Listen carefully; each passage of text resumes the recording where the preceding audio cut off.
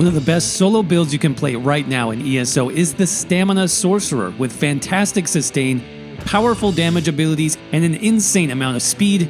This build can literally do it all, including Overland, solo arenas, and even solo group dungeons. And the best part, if you play it right, you'll never die.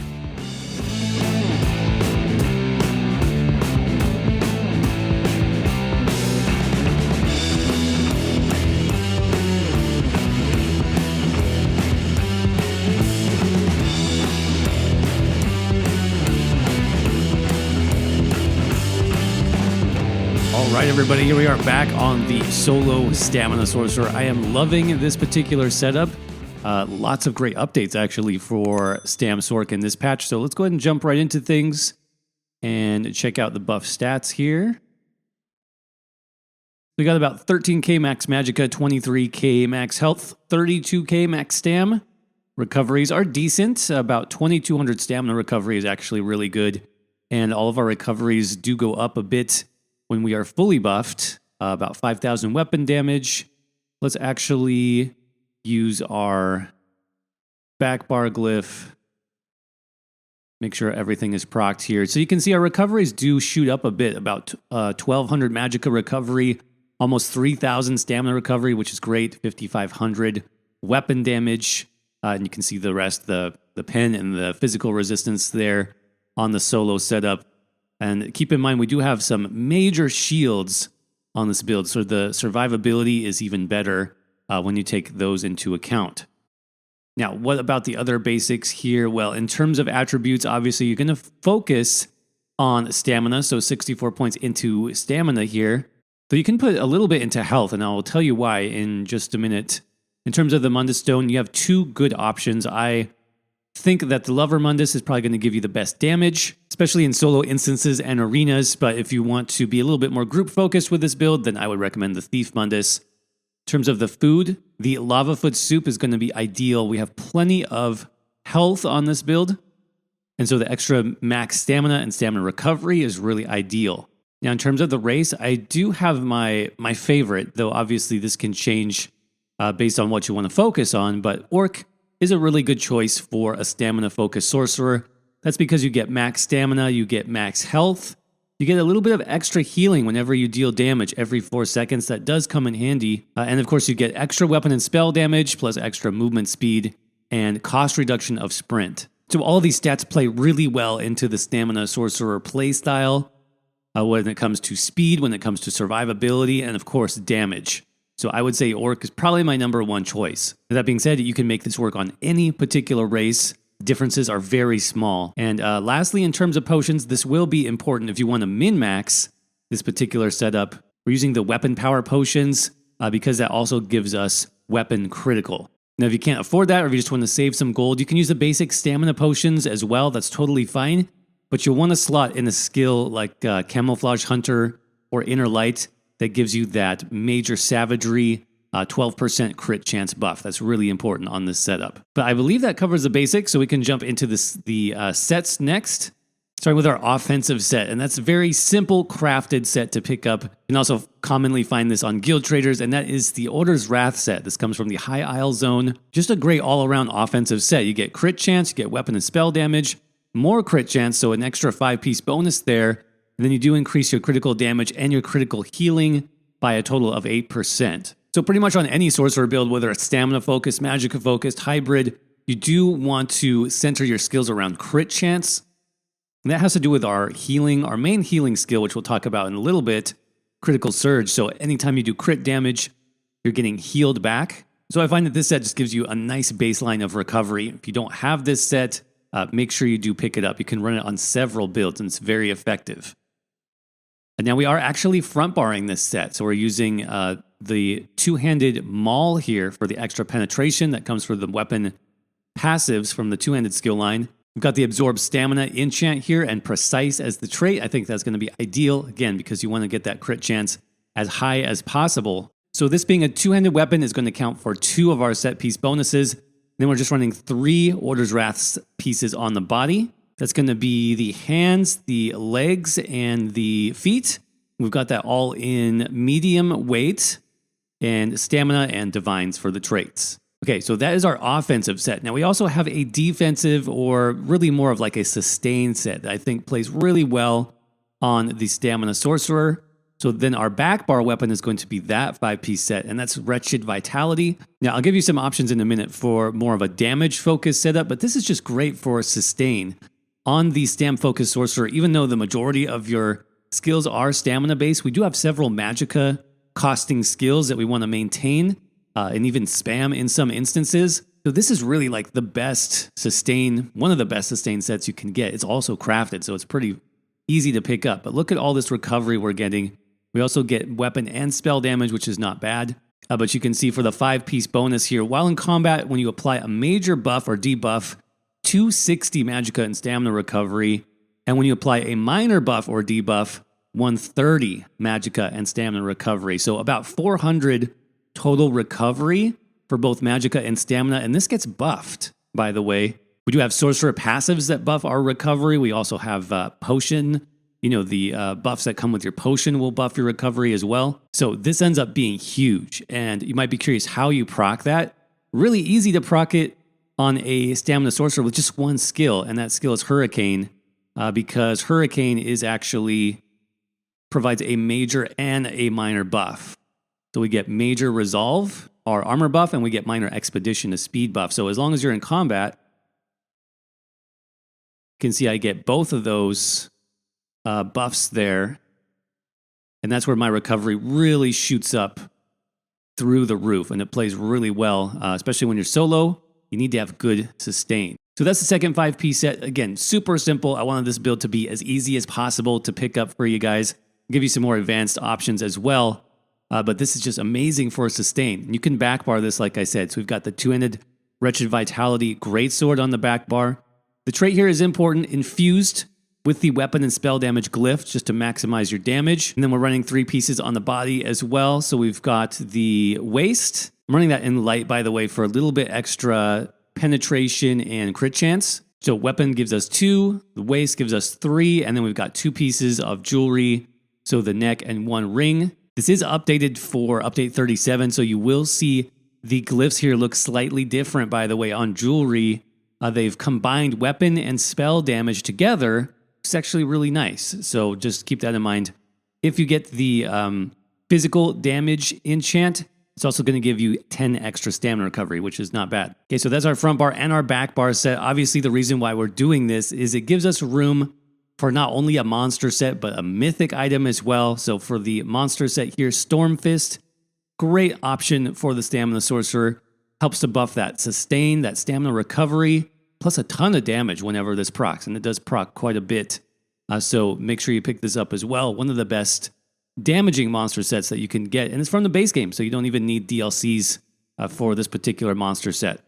I am using medium here. You can use light pieces as well, if that's all you have, or even a heavy piece. That's totally fine. Stamina enchants, obviously. Divine's trait, if you can get it. But then let's talk about that mythic. So if you're looking for the ultimate easy mode Stamina Sorcerer, then nothing compares to the Ring of the Pale Order. This is essential for... Basically, you can run this build with no healing at all. You can run just Critical Surge, which is a passive heal. You can have your Ring of the Pale Order on, and I don't have any burst heals on this build. It's not necessary, because we just have so much passive healing coming in that you never need it, honestly, which is great. So if you're not familiar with this, it is a mythic. You will need to max out your Scrying and Excavation, farm the leads, but it is well worth it for any solo build, but especially a build like this, which for arenas and stuff, you can just be 100% on autopilot in terms of your healing. I did just keep the Bloodthirsty trait on this. I've got the weapon damage enchant there, which again, it gives us a little bit of extra recovery coming in update 37, which is good. And yeah, that's what I recommend for a mythic on this build. I've set it up so you can use a mythic.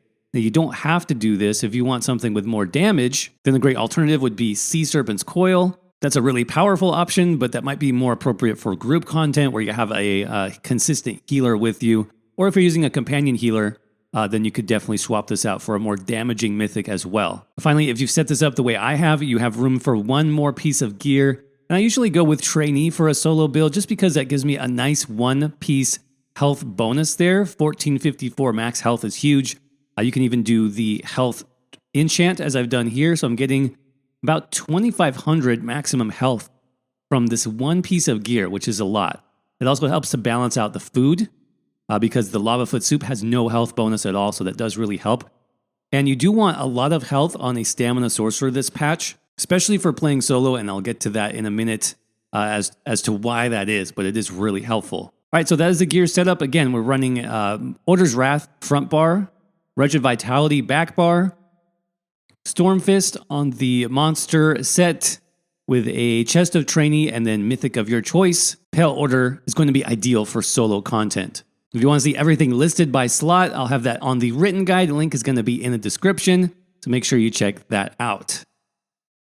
Let's move on to skills next. Quickly go through these and then show you what the rotation looks like. So one thing I really like about Stamina Sorcerer is you can run Crystal Fragments as a Magicka DPS skill. Now, we're not going to hard cast this. We're going to wait until it procs. Basically, whenever you cast an ability, you have a 33% chance of getting an instant cast Crystal Fragments, which also costs 50% less Magicka. Now, this does a lot more damage than our main spammable DPS skill on this build.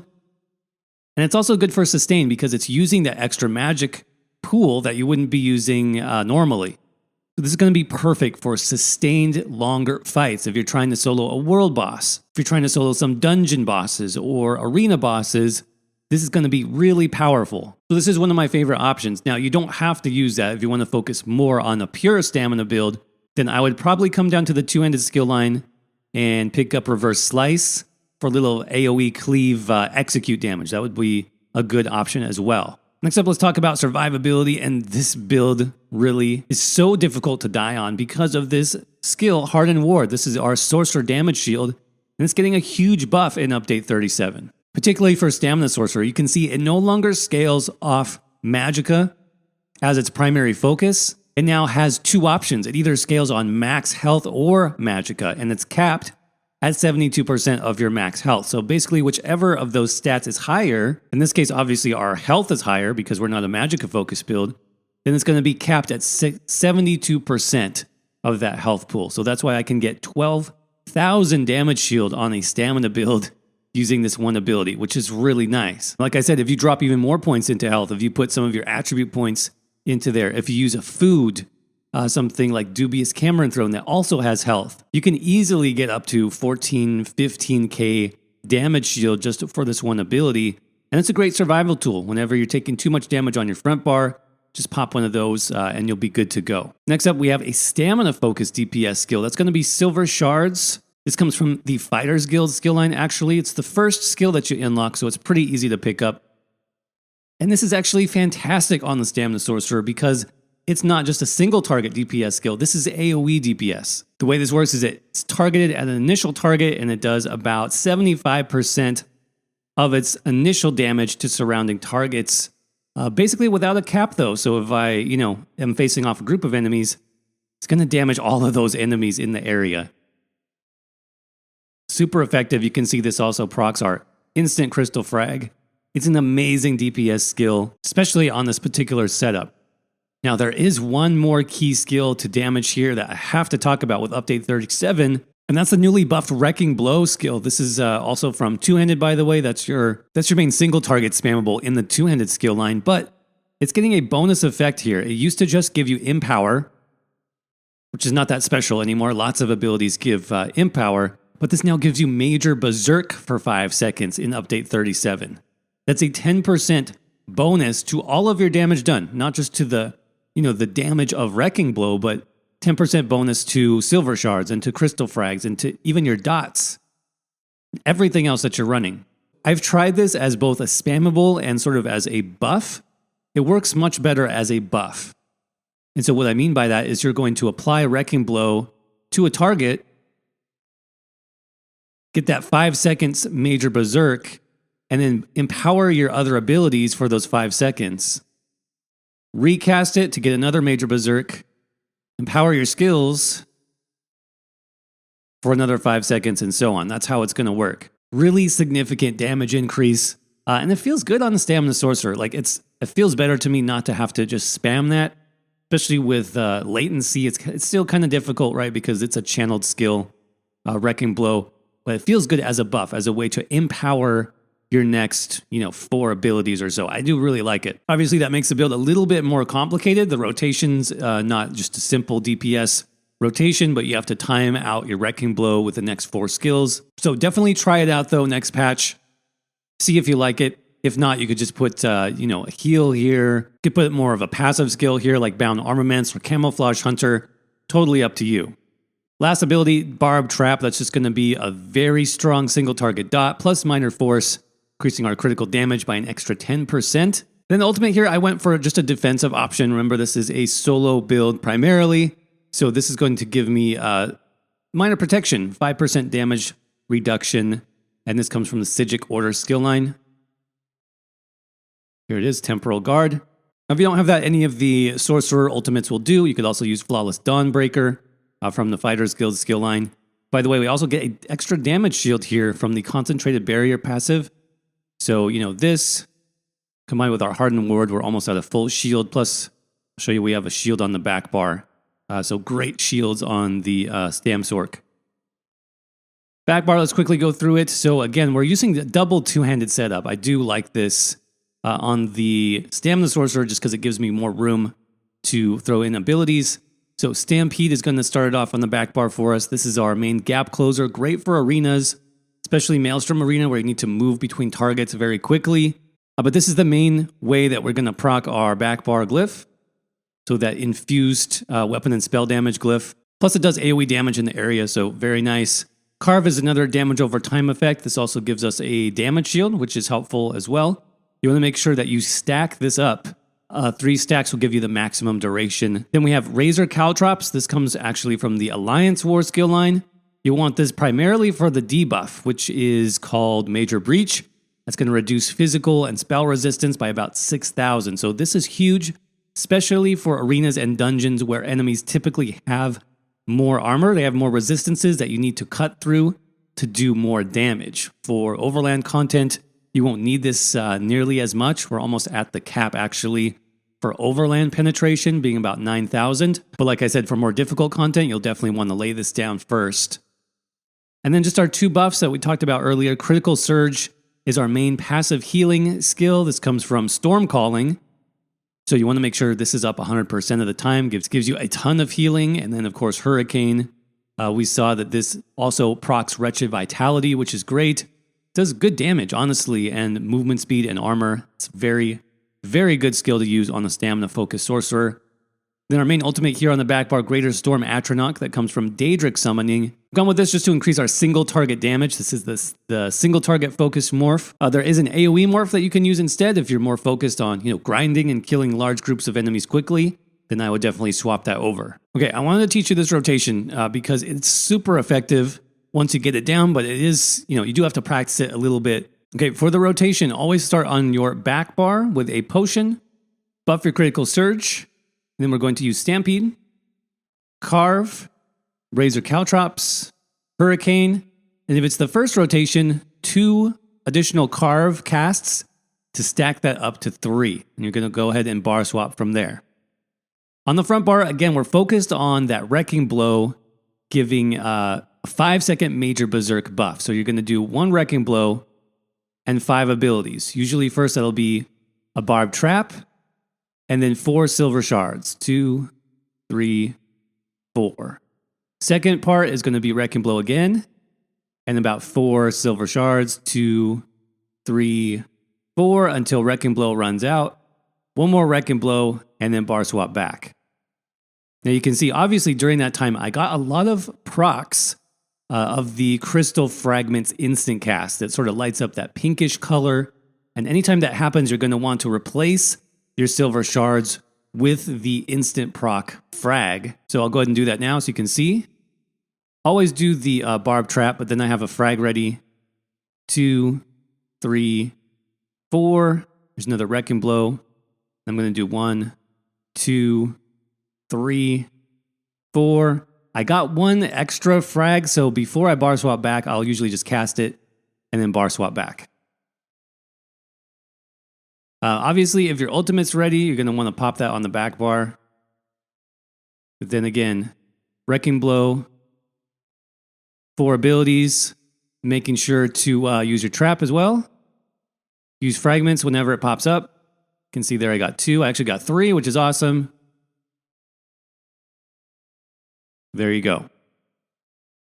So I like it personally. I do like having to weave in Wrecking Blow. It kind of, empowers my abilities. But like I said, that is optional. You can take it out of the rotation if you just want to simplify things. But if you'd like to see more about the rotation, make sure to check the written guide. Speaking of the written guide, I will have a full passive skills layout and all of our champion points there as well. In the meantime, though, for this video, I'm just going to quickly go through the slotted stars that I recommend.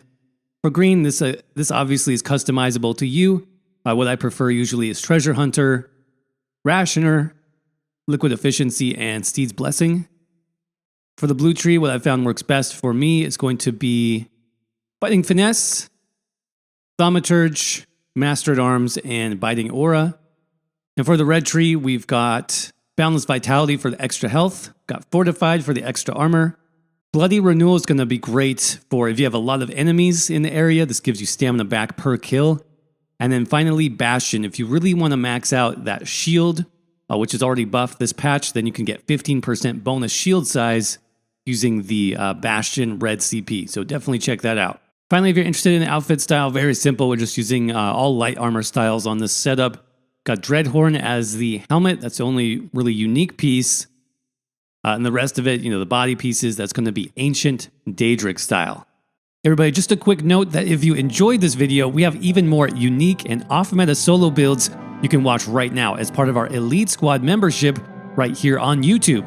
Like our updated Vampire Magicka Templar build with over 13,000 spell damage to take your Vampire builds to the next level. We've got tons of other members-only content, including builds and guides like this guide to my favorite hidden XP grinds, which is perfect for this weekend, and also early access to content and members-only Discord, so there's something here for everyone. If that sounds good to you, just click that join button down below for more information. And a huge shout out, by the way, to our current channel members who make HTM possible. I could not do this without you, so thanks again. Thanks to all of you for watching this video, and I will see you around in the next one.